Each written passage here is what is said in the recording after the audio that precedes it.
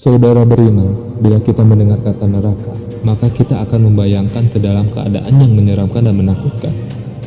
Bahkan kita akan merasa ketakutan yang amat sangat. Setiap orang tidak mau ingin menjadi penghuni neraka, karena sangat mengerikan keadaan yang ada di dalamnya. Na'udzubillahi min dzalik. Kita semua pasti tidak akan mau masuk ke dalamnya. Apakah Anda tahu, sebenarnya ada 3 kelompok golongan orang yang akan diseret ke dalam api neraka terlebih dahulu. Lantas, siapakah mereka? Berikut pesan Nabi Shallallahu Alaihi Wasallam. Nabi pernah berkata kepada Abu Hurairah sampai membuat dia menangis. Lalu apa perkataan Nabi Shallallahu Alaihi Wasallam? Ketika tidak ada orang lain, Rasulullah berkata kepada Abu Hurairah. Dan ketika menyampaikan hadis ini kepada para sahabat, Abu Hurairah pun beberapa kali menangis sampai dia jatuh pingsan.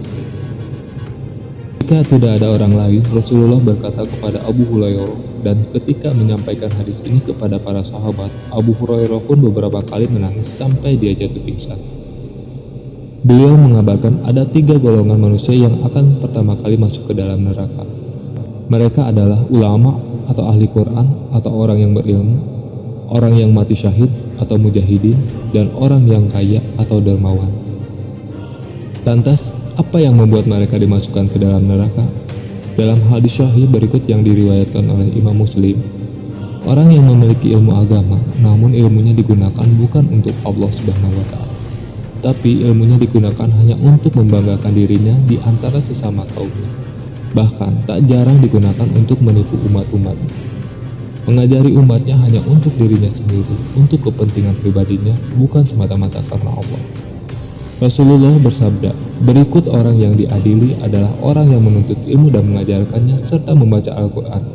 Para ulama dan ahli Al-Quran, ia didatangkan dan diperlihatkan kepada kenikmatan-kenikmatan, maka ia pun mengakuinya. Kemudian Allah menanyakan, amalan apakah yang telah engkau lakukan dengan kenikmatan-kenikmatan itu?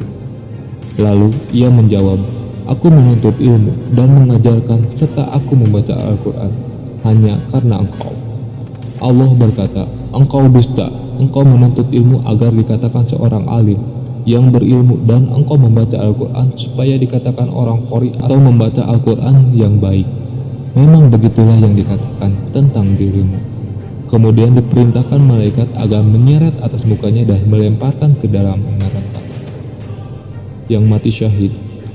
Abu Hurairah berkata, aku telah mendengar Rasulullah SAW bersabda, sesungguhnya manusia pertama yang diadili pada hari kiamat adalah orang yang mati syahid di jalan Allah.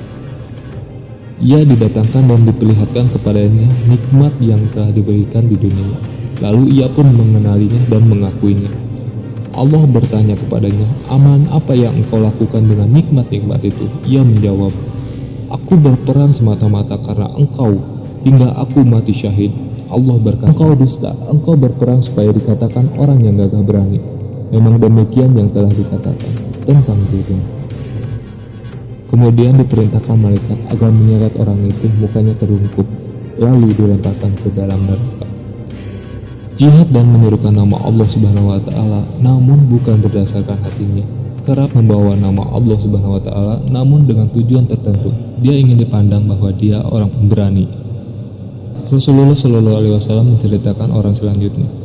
Yang pertama kali masuk neraka berikutnya yang diadili adalah orang yang diberikan kelapangan rezeki dan berbagai macam harta.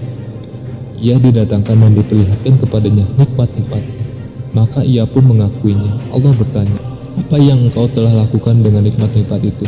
Ia menjawab, aku tidak pernah meninggalkan sedekah dan infak pada jalan yang engkau cintai, melainkan pasti aku melakukan semata-mata karena engkau.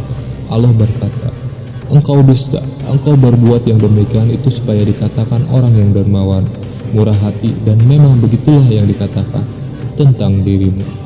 Kemudian diperintahkan malaikat agar menyeretnya atas mukanya dan melemparkan ke dalam neraka. Hadis ini diriwayatkan oleh Imam Muslim. Jadi sesungguhnya lakukanlah sesuatu hanya karena Allah semata, bukan karena ingin kita dipuji atau dihargai orang lain. Karena sesungguhnya Tuhan kita adalah Allah, bukan pujian atau orang lain. Semoga kita tidak termasuk kepada 3 golongan tersebut.